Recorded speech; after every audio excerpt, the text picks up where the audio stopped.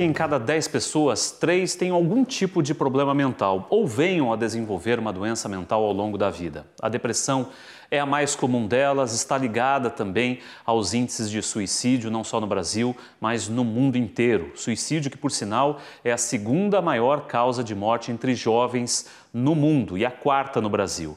Para a gente tentar entender um pouco desse equilíbrio entre saúde mental e saúde física, o que é fundamental para a nossa existência, eu vou conversar agora com o Marcelo Veras, que é médico formado pela Universidade Federal da Bahia, possui mestrado em psicanálise pela Universidade de Paris, doutorado em psicologia pela Universidade Federal do Rio de Janeiro, autor dos livros A Loucura Entre Nós e Selfie, Logo Existo. Tudo bem, doutor? Muito bom. Bom, discutir saúde mental é fundamental para a gente entender o mundo em que vivemos, não é?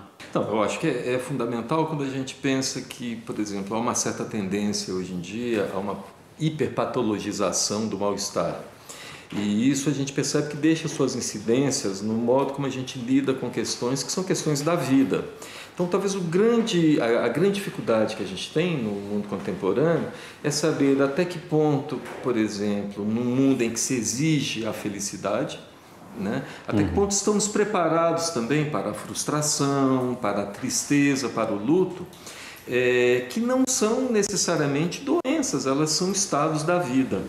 E a partir daí separar o que realmente é aquela depressão que precisa de um tratamento mais fino e que certamente essa depressão ela é menor realmente nas estatísticas, a meu ver, do que o que se alardeia. Né? O que eu vejo é que nós estamos hoje em dia no mundo, por exemplo, vou dar um exemplo para você. Hoje em dia, um evento trágico que acontece, ele acontece no Jornal das 8, das 8h30, das 9, das 9h30. Então, isso a gente percebe que hoje em dia, com a hiperconexão que temos ao mundo, nós temos uma apreensão do trágico muito exponenciado, muito aumentado. Às vezes a gente ouve falar de um crime e esse crime, como ele é tão alardeado, parece que ele se transformou em 40 crimes, né, na verdade. Então, o que acontece? Hoje em dia, perdemos um pouco um certo recuo de análise e passamos a ter uma certa ideia que, às vezes, é um pouco catastrofista. Né? E isso impacta realmente na atitude que vamos tomar.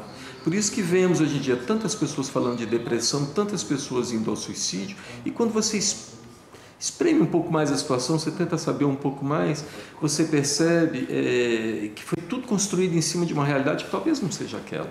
Né? É daí que é importante um profissional, uma escuta atenta, a gente tentar, às vezes, também desconstruir mitos, porque às vezes é numa dessas construções que a pessoa vai ao desespero. E até mesmo esse conceito de depressão, o senhor acha que é um conceito que precisa ser revisto, desconstruído, né, como foi o termo que o senhor utilizou? Eu acredito que sim, porque, por exemplo, nesse momento que a OMS, a Organização Mundial de Saúde, ela coloca realmente que o grande problema para o terceiro milênio é a depressão. Sim, eu concordo, mas eu chamo muito mais de frustração do que propriamente de depressão como doença. Por que eu insisto tanto nesse aspecto? É porque cada vez mais eu vejo as pessoas menos preparadas, como eu falei, para a frustração e uma tendência muito grande a medicalizar esse sofrimento. Isso faz com que, por exemplo, dou um exemplo para você, a população americana ela consumia algo em torno de 800 milhões de dólares em medicamentos psiquiátricos em 1987, que foi na época que se lançou o Prozac. Ou seja, já começa aí, ou seja, foi lançado um medicamento com uma máquina de propaganda parecendo que se ia lançar Star Wars. Tanto que se investiu de dinheiro em propaganda de antidepressivos. Ora, a gente percebe que a população americana, que sequer dobrou em 2010, ela usa 40 bilhões de dólares ano em medicamento psiquiátrico, ou seja, isso mostra como a sociedade tornou-se uma sociedade medicalizada ao extremo. Será que tem tanto deprimido assim? Nunca é bom deixar de lado uma frase que eu costumo dizer, cuidado, né? Para cada sujeito triste chorando, pode haver um vendedor de antidepressivo sorrindo. Ou seja, há tensões mercadológicas que sempre me inquietaram muito e uma tendência rápida demais a medicalizar, a patologizar estados da alma humana. Dito isso, é verdade que o estado da alma humana não está dos melhores, também não. A gente percebe que realmente há uma tendência muito grande a mostrar um sucesso, vitória, felicidade. Ainda mais em tempos de redes sociais, exatamente. Nos Instagrams, todo mundo está rindo nos Instagrams e mostrando um mundo maravilhoso, e as pessoas acreditam que aquele é o mundo que elas não têm. É o modelo de felicidade. Um modelo de felicidade que impõe naturalmente o modelo de felicidade dele, vai impor naturalmente uma frustração muito grande. Eu não sou essa pessoa que está feliz. Né?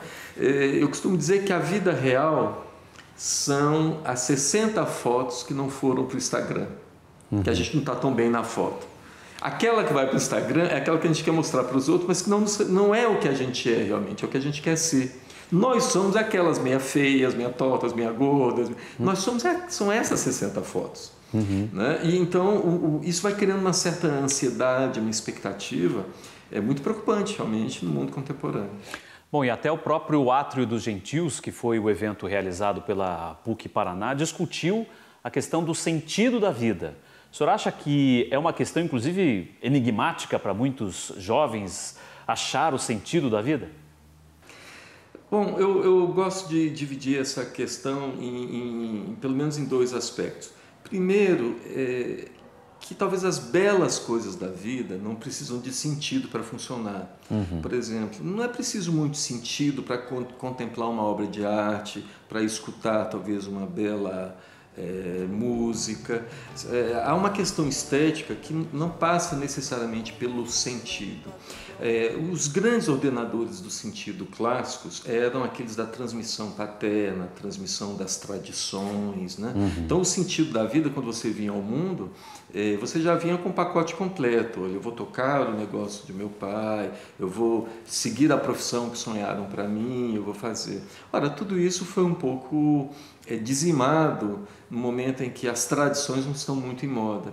E o grande problema é que o sentido da vida, quando não há muito quem transmita isso, tornou-se o sentido da vida um sentido muito ligado ao consumo e a uma imagem de sucesso.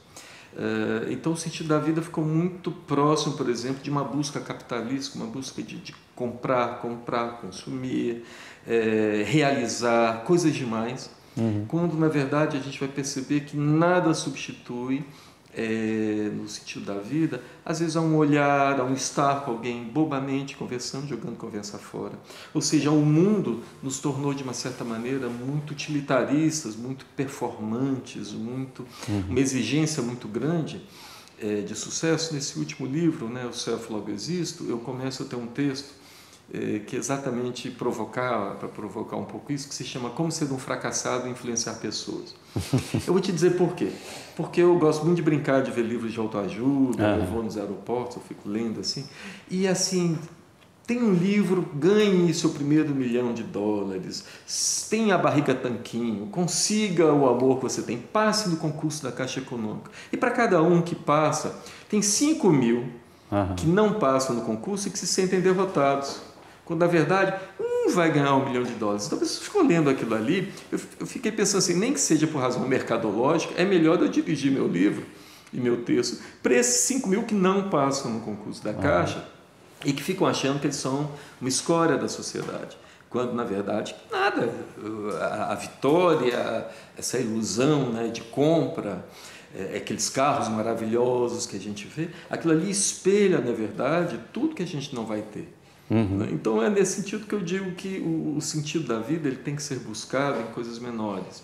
Por exemplo, hoje em dia os pais trabalham muito, eles não têm condição talvez de se ocupar dos filhos como eles se ocupavam antes, e eu lembro sempre aos pais o seguinte: olha, não adianta, você pode dar lei, pode dar escola, pode dar tudo, mas nada vai substituir no futuro desses seus filhos a sensação de que meu pai, quando olhava para mim, tinha um brilho no olhar. Minha mãe olhava para mim com brilho no olhar. Às vezes os pais estão tão ocupados que fazem tudo que tem que fazer e esquecem do brilho. E no fundo, o que vai no futuro fazer efeito, tudo que os pais exigem demais dos filhos, vai ficar como cobrança, porque não tem aquele brilho. E esse brilho é o sentido da vida, ou seja, o sentido para mim está em pequenas coisas. né, que tem muito mais a ver com sensações individuais do que com grandes programas universais. Primeira dica que eu dou para quem tem um problema com o sentido da vida é pensar o seguinte: não pense no sentido da vida, construa o seu sentido. É uma caminhada que tem que ser feita. Tá certo. Doutor, obrigado pela sua participação aqui com a gente. E valeu, tomara que as pessoas achem aí o seu equilíbrio, né, entre saúde física, saúde mental, que é um dos grandes desafios que a gente tem também. Mas né? você sabe, eu tenho quase 40 anos de clínica, né, de consultório. Eu vou te fazer uma confidência. Nunca encontrei ninguém normal. Não, sempre tem alguém com Não. Eu alguma começo a coisa conversar com alguém, motorista assim, não é normal. Agora eu também não sou, não. Ou seja, é exatamente o contrário. E quem é? Eu acho que o principal é abrirmos um pouco mão dessa normalidade, normatização, não deixar nossas loucuras um pouco aparecer, nossa criatividade. Então, não se preocupe assim de ser um pouco doido, não. Tá certo. Obrigado, professor. Obrigado a vocês Valeu. também.